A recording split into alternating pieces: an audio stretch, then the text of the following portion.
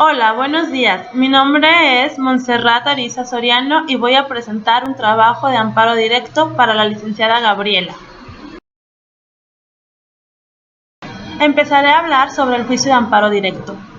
Es un medio procesal constitucional del ordenamiento jurídico mexicano que tiene por objeto específico proteger los derechos fundamentales establecidos en la Constitución, así como en los tratados internacionales de los que México sea parte, de los actos de todas las autoridades nacionales, cuando estos violan las referidas derechos fundamentales y sus garantías. El juicio de amparo mexicano se encuentra regulado en el artículo 103 y 107 de la Constitución Federal y la Ley de Amparo. El juicio de amparo directo procede contra sentencias definitivas, laudos y resoluciones que pongan fin al juicio dictadas por tribunales judiciales administrativos, agrarios o del trabajo, ya sea que la violación se cometa en ellos o que cometidas durante el procedimiento afecte la defensa del quejoso, trascendiendo así el resultado del fallo. Para efectos de la ley, el juicio se inicia con la presentación de la demanda y en materia penal con el auto de vinculación a proceso ante el órgano jurisdiccional. 2. Contra sentencias definitivas y resoluciones que pongan fin al juicio dictadas por tribunales de lo contencioso administrativo cuando éstas sean favorables al quejoso, para el único efecto de hacer valer conceptos de violación en contra de las normas generales aplicadas. Artículo 33. Son competentes para conocer del juicio de amparo 1. La Suprema Corte de Justicia de la Nación. 2. Los tribunales colegiados de circuito. 3. Los tribunales unitarios de circuito. 4. Los juzgados de distrito y 5. Los órganos jurisdiccionales de los poderes judiciales de los estados y del Distrito Federal, en los casos previstos por esta ley.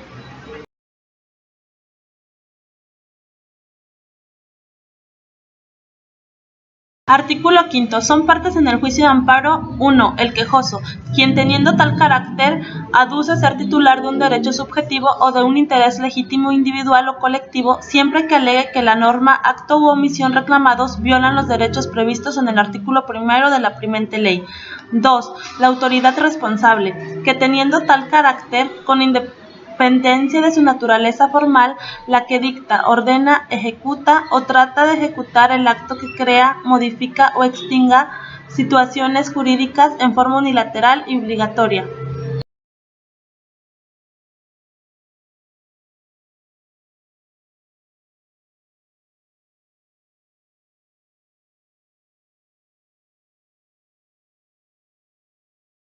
El tercero interesado, que pueden ser las personas que hayan gestionado el acto reclamado o tenga interés jurídico en que subsista, la contraparte del quejoso, la víctima del delito u ofendido, el indiciado o procesado y el Ministerio Público. Y 4. El Ministerio Público Federal en todos los juicios donde podrá interponer los recursos que señale esta ley, y los existentes en amparos penales cuando se reclamen resoluciones de tribunales locales, independientemente de las obligaciones que la misma ley le precisa para procurar la pronta y expedita administración de la justicia.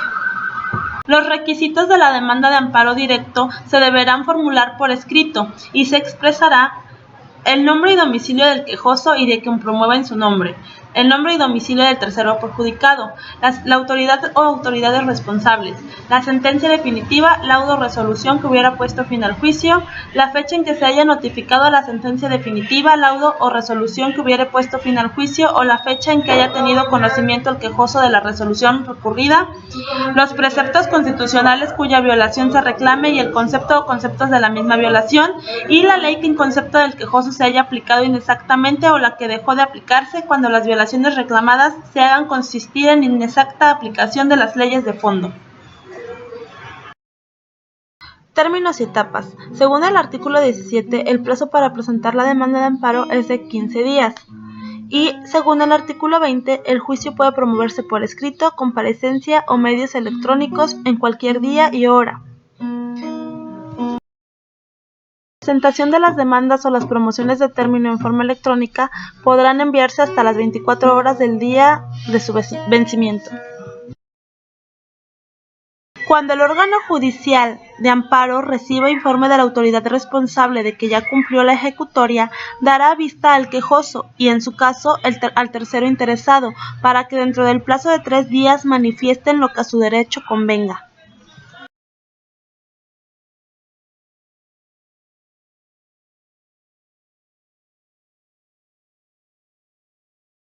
En los casos de amparo directo, la vista será de 10 días, donde la parte afectada podrá alegar el defecto o exceso en el cumplimiento, dentro del mismo plazo computado a partir del siguiente al que haya tenido conocimiento de su afectación por el cumplimiento, podrá comparecer la persona extraña a juicio para defender su interés. Transcurrido el plazo dado a las partes, con desahogo de la vista o sin ella, el órgano judicial de amparo dictará resolución fundada y motivada en que se declare si la sentencia está cumplida o no lo está, si incurrió en exceso o defecto o si hay imposibilidad para cumplirla. El juicio de amparo se compone de las siguientes etapas. 1. La demanda, que es el escrito en donde el quejoso expone al juez el acto de autoridad que reclama y que viola sus garantías individuales. 2. El auto admisorio y suspensión provisional. El juez dicta un auto admitiendo la demanda de amparo.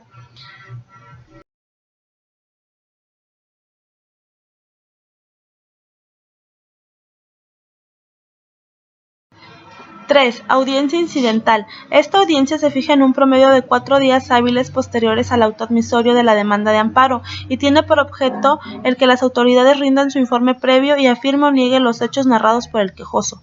4. El otorgamiento de la suspensión definitiva. Esta se otorga en la audiencia incidental siempre y cuando se demuestre la existencia de los actos reclamados. 5. Fecha de la audiencia constitucional. El juez deberá de señalar, aparte de la fecha de la audiencia incidental, la fecha para la audiencia constitucional, misma que deberá de celebrarse dentro de los 30 días que sigan al auto admisorio de la demanda. 6. Ofrecimiento de pruebas. Las pruebas deben de ofrecerse en la audiencia constitucional, aunque las documentales pueden ofrecerse y anexarse desde el escrito inicial de demanda de amparo. 7. La audiencia constitucional. Es la audiencia en donde se estudia el fondo del asunto. 8. La sentencia. El juez, valorando el escrito de demanda, el informe de las autoridades responsables y las pruebas ofrecidas por los involucrados al juicio, dictará una sentencia definitiva en donde establecerá si se ampara o no al quejoso. Cumplimiento de la sentencia. 9. La sentencia que concede el amparo tendrá por objeto restituir al agraviado en el pleno goce de la garantía individual violada, restableciendo las cosas al estado en que guardaba antes de la violación, cuando el acto reclamado sea la de carácter positivo. 10. El informe de cumplimiento de la sentencia.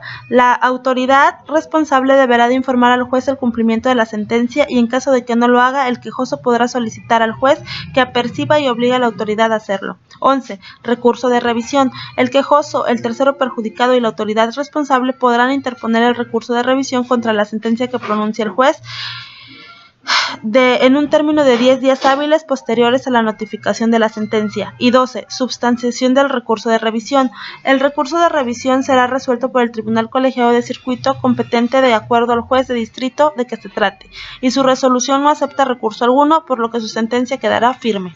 Artículo 74. La sentencia debe contener 1. La fijación clara y precisa del acto reclamado. 2. El análisis sistemático de todos los conceptos de violación o en su caso de todos los agravios. 3.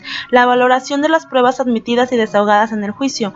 4. Las consideraciones y fundamentos legales en que se apoye para conceder, negar o sobreseer.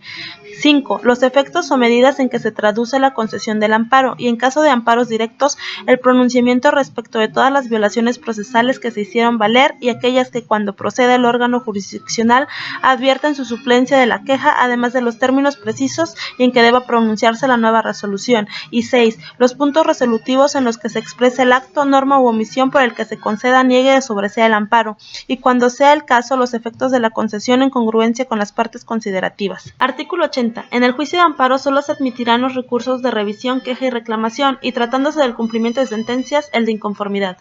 Gracias, espero que tenga un buen día y que sea de su agrado.